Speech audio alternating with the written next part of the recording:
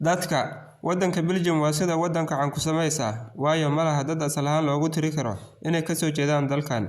Waxaa ku nool dadyow ka kala yimid laba gobol sidaan hore u soo sheegnayba oo ku heshiiyay inay qaataan nidaamka federaaliga kana dhigan inay isku awood yihiin dowladda dhexe. Belgium waxaa ku nool qiyaastii dad dhan 11 milyan.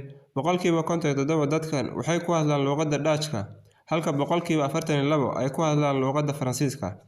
Boqolkiiba halka soo haray waxay ku hadlaan afka Jarmalka.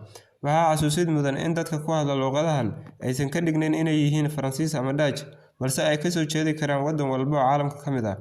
Waddanka Belgium wuxuu markiisii hore ahaa boqortooyo bilaabatay sanadkii 1830-kii, waxayna ilaa maanta leeyihiin boqor aan u labisan sida boqorada kale ee caalamka, balse xirta kaliya dharka suudka. Belgium waxaa ku yaala xarunta dhexe ee Midowga Yurub, fadhigeeduna yahay caasimadda Brussels. Saaxiibada wadamada